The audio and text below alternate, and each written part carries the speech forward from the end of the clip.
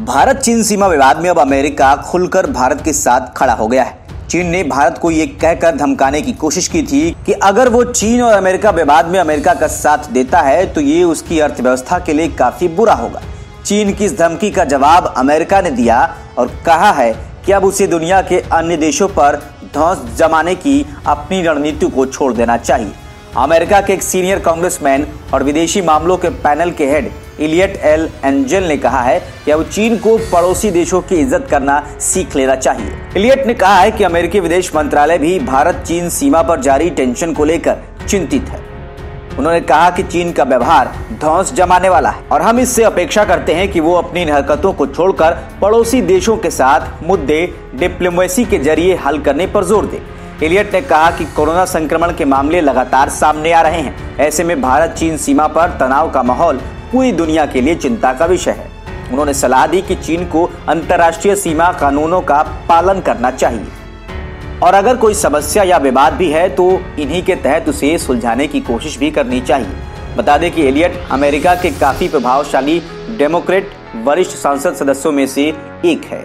Elliot ने कश्मीर मुद्दे पर कहा कि अमेरिका की स्थिति एकदम स्पष्ट रही है। ये भारत पाकिस्तान का द्विपक्षीय मुद्दा है और उन्हें ही इसे बातचीत के जरिए सुलझाना चाहिए। अमेरिका की भूमिका इसमें सिर्फ बातचीत के लिए दोस्ताना माहौल तैयार करने की हो सकती है। हालांकि इलियट ने स्पष्ट कहा कि पाकिस्तान को उसकी धरती पर चल रहे आतंकी कैंप के बारे में सख्त कदम उठाने चाहिए। इसी के बाद कश्मीर पर कोई बातचीत आगे बढ़ने की संभावना है। इससे पहले अमेरिकी विदेश मंत्री माइक पोम्पियो ने आरोप लगाया कि चीन जमीनी स्तर पर अपनी रणनीतिक स्थिति का अपने लाभ के लिए उपयोग कर रहा है और दूसरों के लिए खतरा पैदा कर रहा है। भारत के साथ लगी अपनी सीमा पर भी वो लंबे समय से इसी तरह की हरकत कर रहा है। चीन भारत सीमा पर और दक्षिण चीन सागर को लेकर चीन के आक्रामक रवैये के संबंध में पोम्पियो ने कहा कि चीन की तरफ से पैदा किया जा रहा खतरा वास्तविक है। उन्होंने कहा कि इस दिशा में चीनी कम्युनिस्ट पार्टी लंबे समय से प्रयास कर रही है। निश्चित तौर पर जमीन पर उनको रणनीतिक स्थिति का फायदा होगा, लेकिन आप किसी भी समस्या को चिन्हित करें तो लंबे समय से उस दिशा में वो काम कर रहे हैं।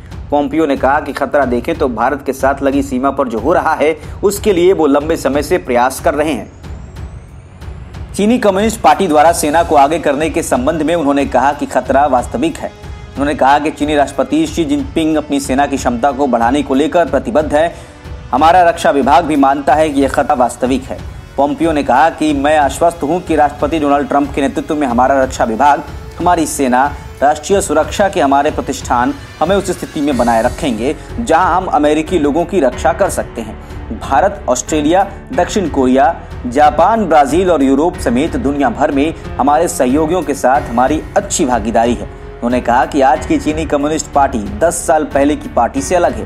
पोम्पियो ने कहा कि सूची बहुत लंबी है। चाहे अमेरिका के बौद्धिक संपदा अधिकार को चुराने का मामला हो, अमेरिका में लाखों लोगों की नौकरी बर्बाद करने का मुद्दा हो, दक्षिण चीन सागर में समुद्री मार्ग में खतरा पैदा करने का हो, चीन ऐसे कई कदम उठा रहा है। इसके साथ ही जिन स्थानों पर सेना की तैनाती का अधिकार नहीं है वहां भी चीन उनकी तैनाती कर रहा है। Report news of India.